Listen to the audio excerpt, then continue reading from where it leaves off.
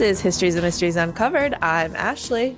And I'm Jessica. And on this week's episode, Ashley is going to be talking about the murder of Amber Tuccaro.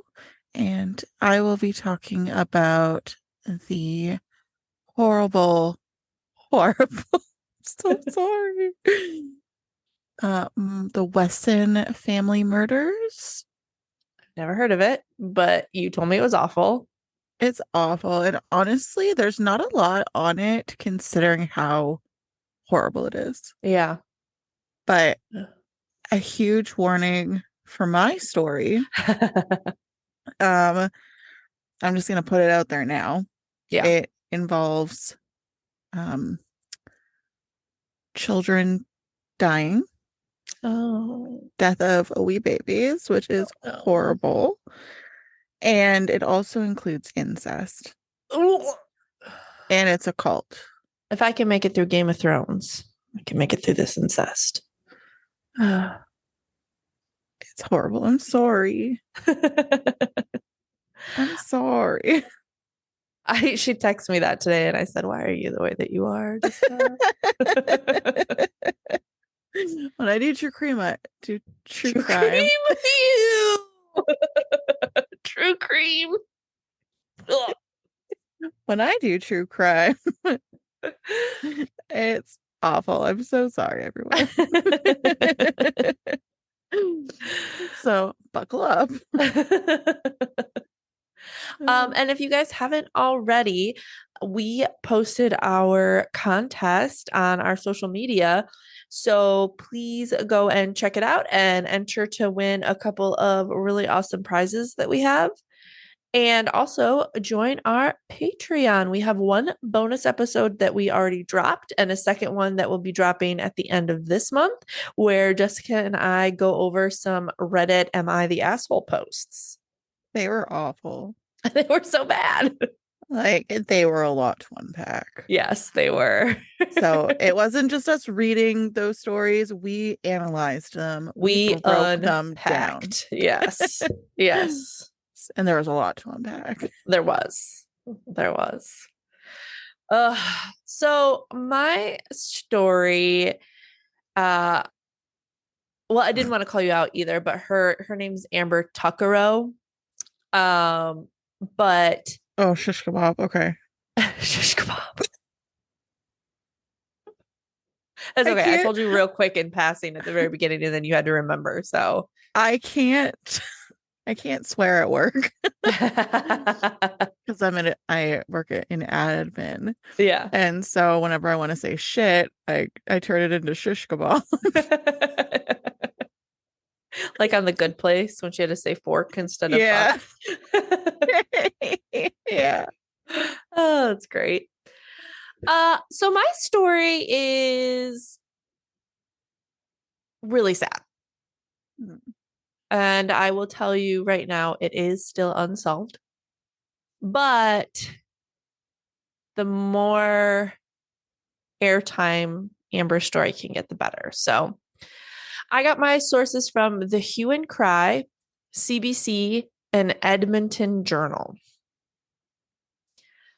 Amber Alyssa Tuccaro, a member of Alberta's Mikisew Cree First Nation, was 20 years old when she was last seen on August 18th, 2010 in, is it pronounced, if you've heard of this, Nisku Alta?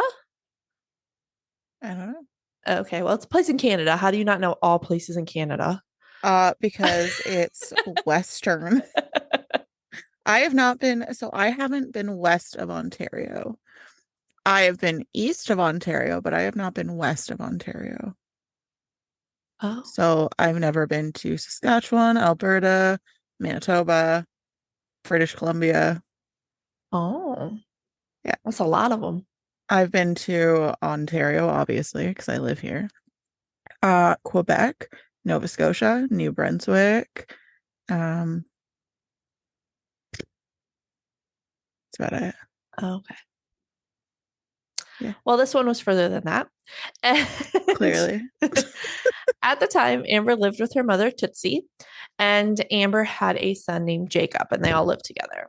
Was her mom's name like a Tootsie Roll? Well, it's Tootsie. That's so freaking Isn't that a cute. cute name? Oh, It's that is Tootsie or like a Tootsie. well, if it's spelled the exact same as a Tootsie Roll, so Yeah, that's very cute. really cute. I Yeah, love that name. I do too. Oh, So on that doesn't count as an that was an on August you said 17th. uh. No, I did not. Really? Yeah. Shish kebab. I said too, so it's fine. I'm really trying to And work you on my already said one guys. earlier too. I know I caught that one. I was like, damn it. I'm trying really hard. Okay. On August 17th, 2010, Amber, her son Jacob, and they just said a female friend, they never named the friend, decided to take a weekend trip to Edmonton, which you said is the capital of Alberta. Yeah. Their plan was to save some money by spending the night just outside of the city and then head into Edmonton the next day. But when they got to their hotel, Amber was super excited to get to Edmonton. She didn't want to wait. And she wanted to go there for the nightlife and I think kind of like party up a little bit, but her friend didn't really want to go. So Amber left her son with her friend and decided to hitchhike into the city. Oh, Yeah. The next morning, her friend woke up, but Amber was nowhere to be found. Her friend immediately called Amber's mom, who called the RCMP to report her missing. And for those of you who don't know, that is the Royal Canadian Mounted Police. Which, why are they yeah. called the mounted? Is it because they're on horses? I think they used to be. Oh, okay. Yeah, they're not any like I don't know. They might sometimes they might be, but I picture yes. all of your police officers on horses. Not the Every ones single in one of them. Ontario. None of them have cars. They're all on horses. Imagine. Oh my gosh. I mean, in our criminal code, it's still in there that you're not allowed to duel. Oh, So, well, damn. I guess we can't do that if I ever come visit. yeah. Or I should say, when I come visit. So Amber's mom called the RCMP to report her missing, but police didn't take her mother too seriously. Her mother said that they told her she was probably alive somewhere in the Edmonton area, just kind of partying it up and would pop up eventually. It's basically what they said. And like, I get that she's 20, she's young, she's partying, but she has a kid and her kid is with her friends. So I don't think she would just not come back, you know? But they said that that is part of, they think, what plays into the racism is that they see the First Nations people as just a bunch of drunk partiers, which is not what they are. And so they kind of viewed her as that way. And that's why they didn't necessarily take it so seriously. Well, and the thing is that it is a huge thing. It is a horrible thing that's going on. And there's even an organization that's called Missing and Murdered Indigenous Women and Girls Yeah. because of how often it's happening here. It happens in America a lot too. I think we have a couple organizations like that as well. And I just, I, it boggles the mind. You know, I just don't Yeah. understand what plays into that. I mean, I just don't get it. Yeah, I don't know. And I Wow. don't think we are ever going to get it because we're not like those people. We can't. We're white. We're in a place of privilege. Like there's no way for Yeah. us to understand that. And it's just awful. Yeah. So that was it. Nothing more came of it. 2 years later, police released a phone call that Amber had made to her brother, who was in jail at the time, which is why this phone call is recorded. There is a man in the background, and that's why they released this call to see if anybody recognized his voice. And since it had been 2 years since anybody had seen Amber, the police said that they now presume she was dead. I listened to the phone call. It's I have the transcript here and I'm going to read it for you guys, but it's really sad because you can you can hear the fear in her voice. She's trying not to act scared, but you can hear it. And I think what shocked me the most is how young she sounds. I mean, she's only 20, and just her Yeah. voice, she sounds so young. But so they only released a minute of the phone call. And that minute says, Amber, where are we by? Man, we're just heading south of Beaumont or north of Beaumont. Amber, we're heading north of Beaumont. Yo, where are we going? Man, just the back roads. Amber, are you fucking kidding me? Man, no, I'm not kidding you. Amber, you better not take me anywhere. I don't want to go. I want to go into the city. Seriously. Yo, we're not going into the city, are we? Man, we're going. Amber, no, we're not. Man, yes. Amber, then where the fuck are these roads going to? Man, 50th Street. Amber, 50th Street. Are you sure? Man, absolutely. Amber, yo, where are we going? Man, 50th Street. Amber, 50th Street? Man, 50th Street. Amber, east, right? Man, east. Then there was like a couple more talking, but the phone was breaking up, so I couldn't really understand what they were saying. And then the phone disconnected. And that was Mm. the minute that the police had released. But like, why does it get released 2 years later? Yeah. Like, how? Especially if you've had it for that long, do you not think that it would be important to release something like that sooner rather than later?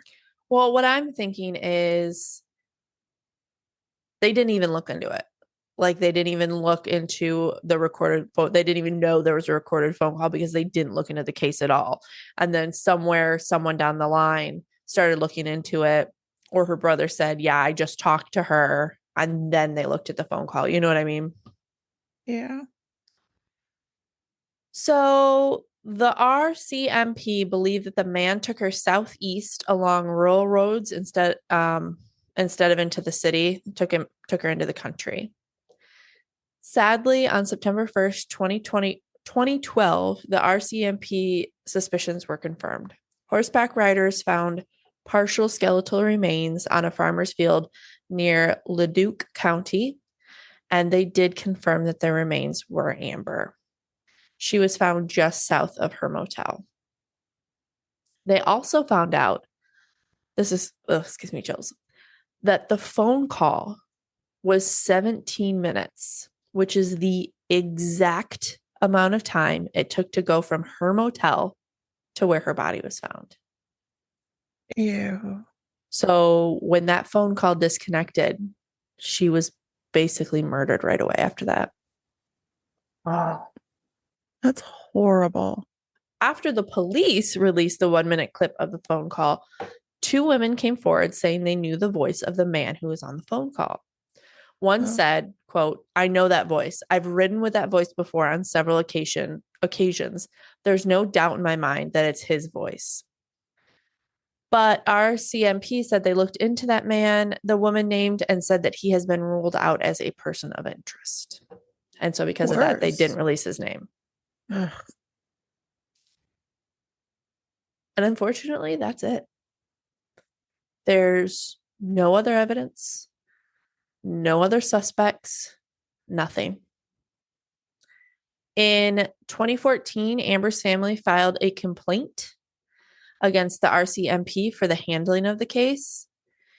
And in 2018, so 4 years after they filed their complaint, the family received a report saying the investigation was deficient into the case of Amber. So they filed a complaint. Whoever handles the complaints against the police made a report that said, yeah, that investigation was deficient. They also suggested that the RCMP issue an apology to the family. That's it. Yeah. An apology. Mm-hmm. If you had done your jobs correctly. Wait till we get to the apology. I don't want to. I'm already Even, like, I know, Even the other lady who recognized the voice said, quote, they didn't look very hard, I don't think. I knew the voice like I know the back of my own hand. So this report brought to light several things. One was that, like I said, the investigation into Amber's disappearance was deficient, quote, deficient in that various members were either not properly trained or did not adhere to their training. It also said, quote, in effect, approximately 1 month passed without any effort being made at the detachment level to investigate Mrs. Tuccaro's disappearance. At the National Inquiry into Murdered and Missing Indigenous Women in Edmonton last year, Paul, who is Amber's brother, testified that the RCMP downplayed the family's concerns about Amber's disappearance. They wouldn't list her as a missing person until she'd been gone at least 24 hours, and they didn't keep in contact after her remains were found. Paul also alleged that his sister's belongings were left at the hotel for a month before police threw them out. The family said the report gives them a sense of vindication, but obviously not closure. And in 2019, 9 years after Amber's death, the RCMP have formally stated that they will apologize to the family for the deficient police work. And they did during a meeting when Deputy Commissioner Curtis Zablocki said, our Leduc Detachment's initial missing persons investigation was not our best work. Really? Yeah. Was that it? No, he said the quote, the early days of our investigation required a better sense of urgency and care, he said. And then he said, he did say, I am truly sorry. He said that Amber's case is making changes happen within the force. But Amber's mother said the apology didn't mean anything to her because they were told that they had to do it by the report. The report said, hey, you have to apologize. So she's like, it doesn't matter. They had to do it. It's not like they did it of their own volition. And then Curtis Zablocki was called away to go to his next appointment and got up and left while Amber's family sat there. Wow. So you couldn't even he couldn't even take the time to kind of talk to them after. Yeah. And they were still in the it was still, there was a panel. It was the family and he was sitting next to them and the reporters were still talking to them. And someone was like, oh, you have the next meeting or appointment that you have to get to. And he's like, okay. And he just stood up and left. I don't think that you could have planned that better. Yeah. Yeah. That makes me it makes me mad that, they're saying her case has put some things into motion, and it is making changes. But those situations shouldn't happen in the first place for those changes needing to be made. Yeah. And it's not even like treat them like any normal person. Yeah. And it's not even, this shouldn't matter, but it's not even like this is an old case. I mean, this was 2000s, Yeah. There was one update, January 24th, 2020. The RCMP received a tip by a male who said that his father may be responsible for a missing person from the Banff area and that he thinks his dad was linked to numerous missing people and homicides in Alberta and thinks that his dad was involved in the murder of Amber. He also apparently posted this on his social media because the police didn't take him seriously. So he wanted to get more attention for it, but then later took it down. And our RCMP said they looked into it, but some of the names of the missing people that he said he thought his dad was responsible for, their cases were already solved. So it didn't really seem like he was legit.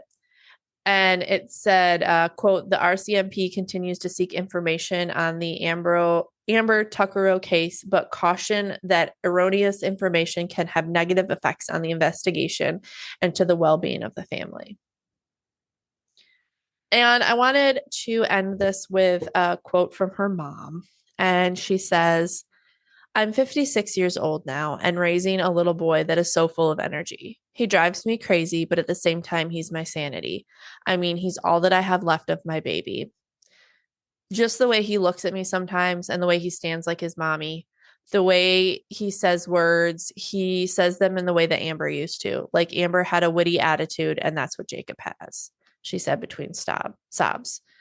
Jacob will be starting ninth grade this fall. Wow. Yeah. Anyone with information is asked to contact Alberta RCMP at 1-855-377-7267. Not like they'll listen to you. Yeah. So Sorry, that just makes me like rage. So mad. So mad. I don't, especially my thought is if you go into the police force, yes, there are some people that go in with an authority complex, like they just want to have power, right? But I Yeah. think some people go in because they honestly want to help people. And then to just disregard a whole group of people for whatever reason that comes to your mind is just insane to me. Yeah. I just honestly, there's so much red tape in the background too, though. Yeah. Like, we don't know what's going on. Mm-hmm. I don't want to make excuses for them, just make playing devil's advocate, Yeah. right? Yeah. Like, there's so much that goes on in the background. Yeah. I just makes me really mad. Yeah. It's just, and that guy probably knew too, like, I can do this to this girl because she's Indigenous, and Yeah. the police will turn a blind eye to it. Like, Yeah. it's really sad. Yeah. So that's my story. Thanks. Yeah. Now I'm ready for your awful story. Hey, did I do okay with my ums? No. Yeah, it was better. I tried, but then like I get into my story and I completely forget, you know? Yeah. No worries. Poor Jessica, she does the audio editing, I do the video editing, and she's got to sit there and edit out my a gajillion ums. I left them all in last week, so enjoy. So enjoy. I was like, I'm not doing this anymore. My fourth grade teacher would be so upset. You were a teacher. I know. I didn't teach public speaking, taught science. So this story is really bad. Yay. Oh, I didn't really get into the backstory of the dude I'm going to talk about just because. No one cares because he's a douchebag. Yeah, and I like it's just the typical crap, right? Yeah. Like abusive household, Mm-hmm. turn into a little shit. So Marcus Wesson is the bad guy. The 12th of March, 2004, in a little Californian hamlet in Fresno.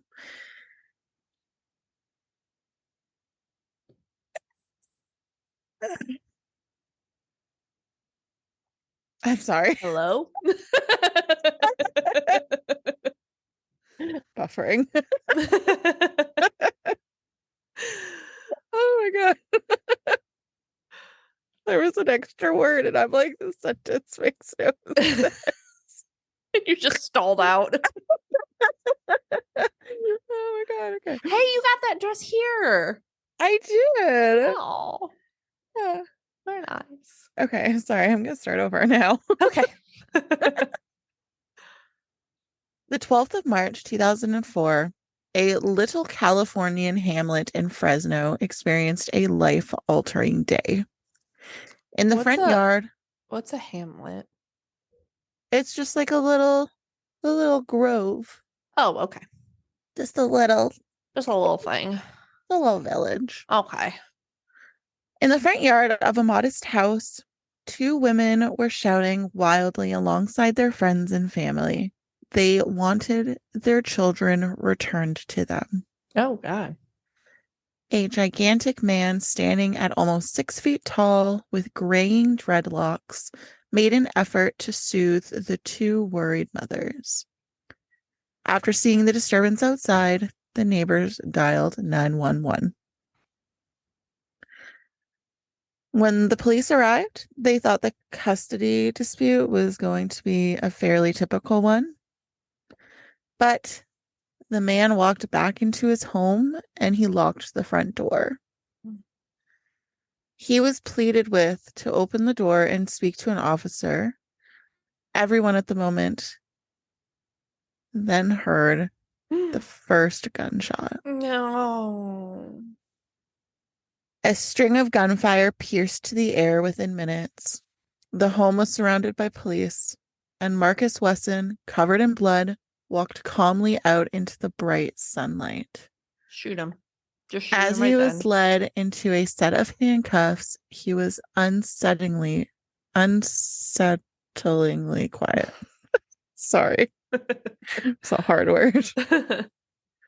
Oh, I hate that so much. Like, I'm all for the justice system, but with something like that, just shoot him. Just shoot him dead. Yeah.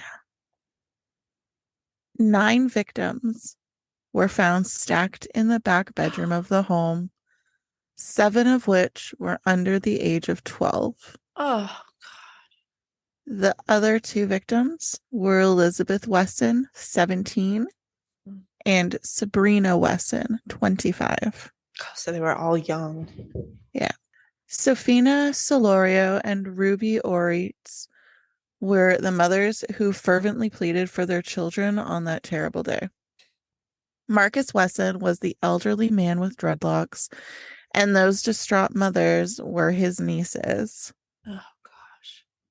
9 of Wesson's children and grandchildren were murdered because he thought that he was Jesus, and that if anyone tried to split up the family, he said, quote, "we would all go to heaven." Oh. Marcus Wesson claimed that Jesus Christ was also a vampire. Oh. Oh, that's a new one. I have not heard that one before. Yeah.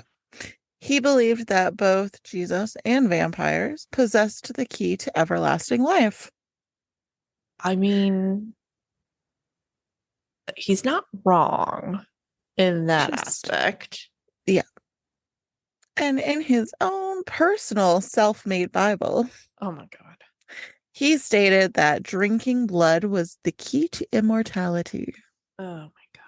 I am. I've had it up to here with people using religion. Yes. And warping it to meet their own views and using it as a weapon. Yep. I've had it up to here. Yep. Agreed. I was going to say that too. Like, it's like, just why? Yeah. I think like the number one lesson the Bible says is love. Like that's the number one thing that God tries to teach is love. And how do you warp that to one meet of the your own commandments? Needs? One of the commandments is do not murder thy neighbor. Yeah. I'm pretty sure that also means your family. Yeah. Even weirder, months prior to the killings, he had also bought the family a dozen antique coffins. Oh. Which further supported the Anne Rice way of life. Good plug. Yeah. Have you read any of Anne Rice's stuff? Not to get off topic. No. I have not read, but one of the stations, I can't remember which one it is, has Interview with a Vampire. They turned it into a series. It was so good. So good. Did you watch The Witches of No. Nope. The Mayfair Witches? No. That's another Anne Rice one that they turned into a show. That was really good. I started reading the Witches. It's called The Witching Hours, the first book of that series. It's real hard to get into. I'm still working on it. But anyway, go ahead. Sorry. He had stated that the burial goods were turned into wood and used as beds for his kids. Ew. Which, no. In Fresno, California, the Wesson family had gained notoriety as the dark details of their past came to light. All 18 of his descendants were fathered or grandfathered by him. With his nieces, Ruby Ortiz, Rosa Solorio, and Sofina Solorio, as well as his daughters, Kiana and Sabrina, he continued an incestuous relationship.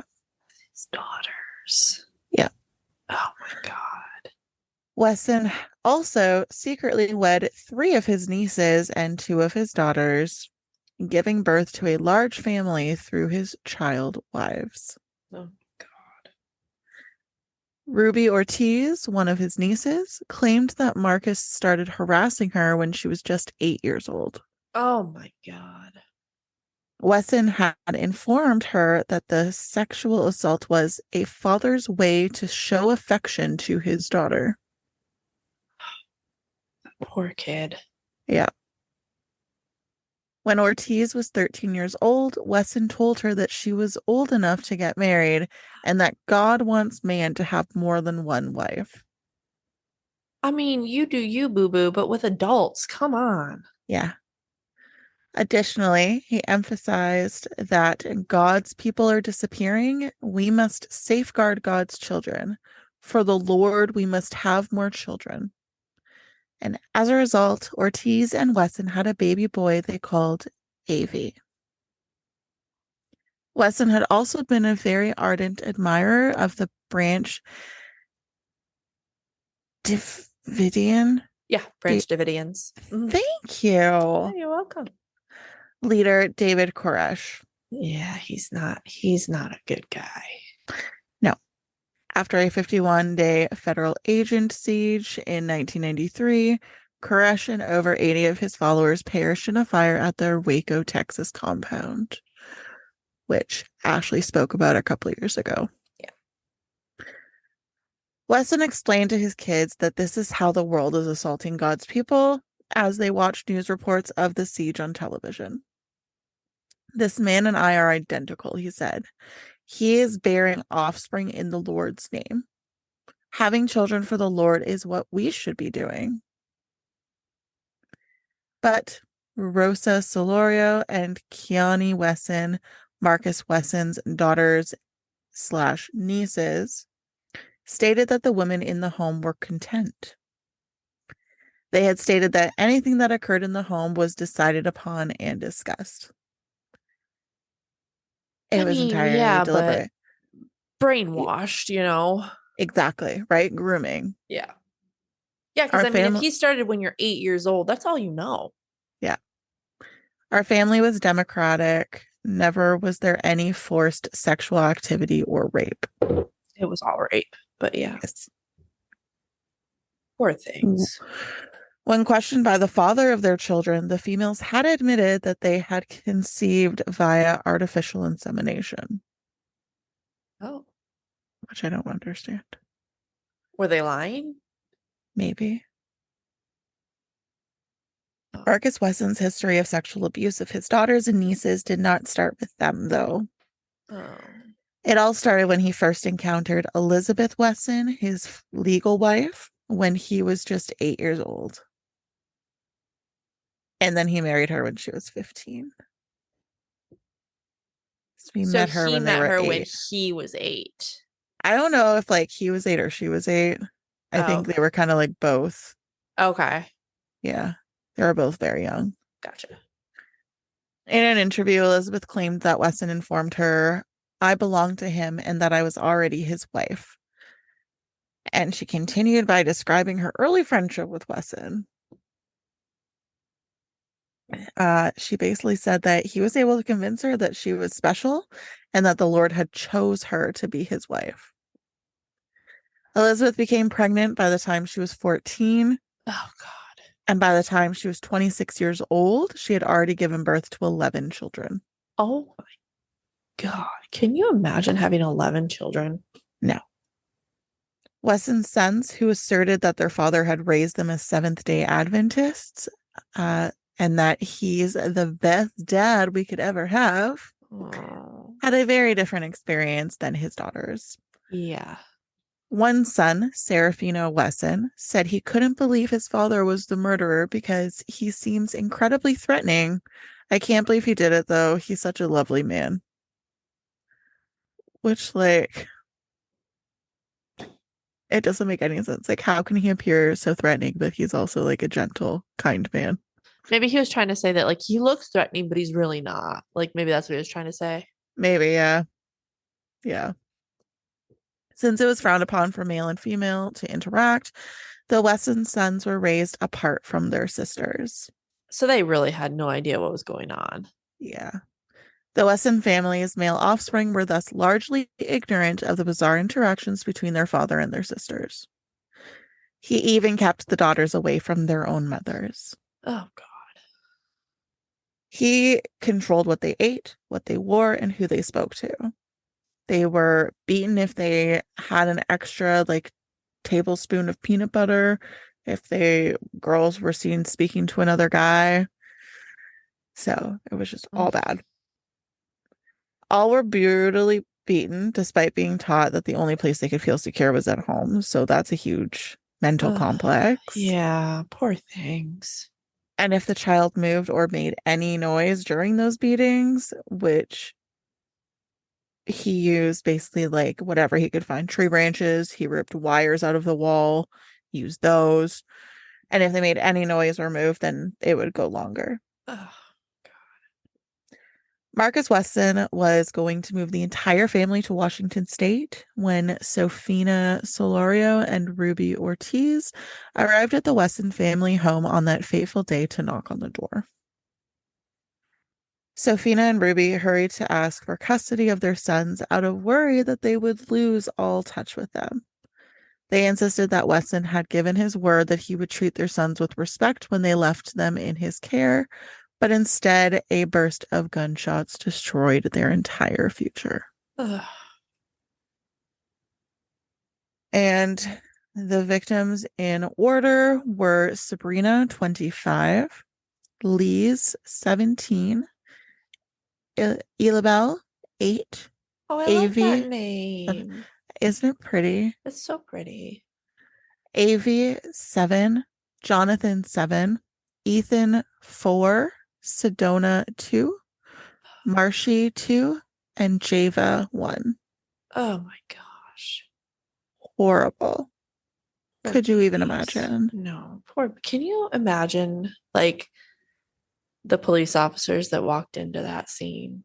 No, like they go there thinking it's just like a custody domestic Yeah, dispute, and then that ends up happening. that I mean that would scar you for life. 100%. Ugh, poor babies. Wesson presented the defense at his trial that his 25-year-old daughter Sabrina had committed the murders, including her 18-month-old son Marshy, and then later committed suicide. Oh, Wesson was represented at the trial by public defenders Peter Jones and Ralph Torres. Sabrina's DNA was discovered on the firearm used in the murder, which supported Wesson's claim. The murder weapon was a .22 caliber revolver that was discovered alongside her body. So, who knows what actually happened? yeah, and you know what people were forced or were not forced to do. Yeah, you know, if we all want to revert our eyes to Jonestown. Yeah. Although the jury did not determine that Wesson fired the fatal shots, they nonetheless found him guilty of murder, likely because they believed he had convinced his children to commit suicide. Yeah. On June 17th, 2005, Wesson was finally found guilty on 9 charges of first-degree murder, as well as 14 counts of forceful sexual assault and the sexual abuse of 7 of his daughters and nieces. Oh. On June 27th, 2005, Marcus Wesson received a fatal injection death sentence in the murder trial that followed, and he is currently still on death row at San Quentin State Prison. Yeah, death row takes a long time. Yeah. So that was my horrible, horrible story. Yeah, that was rough. rough. I'm so sorry. But yeah, I'm sorry. uh, I'm gonna get us some jokes, okay? Okay. I Oh don't have my no. phone, so I cannot. Because you lost your remote. So we lost our remote control, so I had to download an app to use. And my husband's downstairs watching TV, so he has my phone to use the remote. Okay. Do we like Harry Potter? I love Harry Potter. What house are you, Slytherin?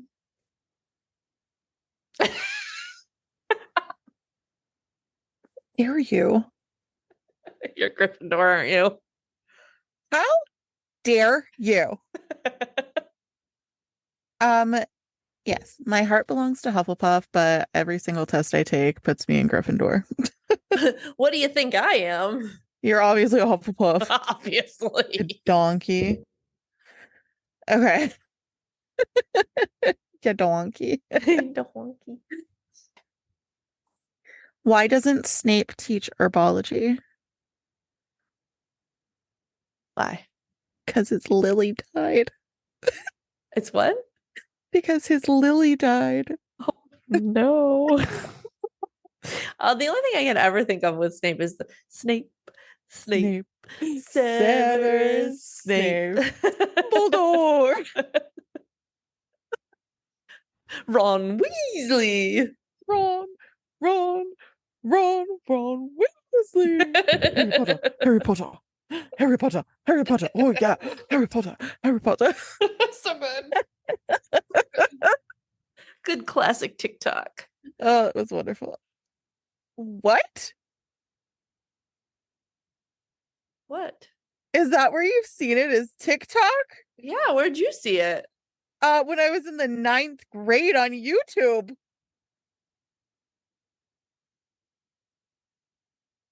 It was originally on YouTube. It's the Was it Harry really? Potter. Yeah, Harry Potter and the Mysterious Ticking Noise. Oh, I thought it was on TikTok.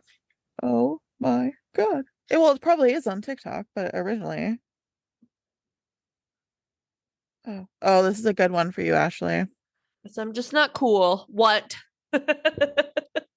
What do you call a Hufflepuff with one brain cell? A normal Hufflepuff. Gifted. Stupid. Okay, I have one more. Okay. How does Harry Potter enter a door? How? Through the Griffin door. You get it? Oh, this one's funny. Okay, sorry, I have one more. Okay. What do you call a Hufflepuff with two brain cells? Extra gifted. Pregnant. Yeah. That's a good one. Well, if you want more of us lovely ladies, you can find us on Facebook, Instagram, TikTok, YouTube, and Patreon. Yes. And if you would like to rate and review us, you can do so on Spotify and Apple Podcasts. And if you do that right now, remember to take a screenshot and send it to us so that you can get in our contest draw. Yeah, going on until August 6th. Woohoo. Yeah. Well, thanks for tuning in, and we look forward to bringing you two new stories next week. Bye.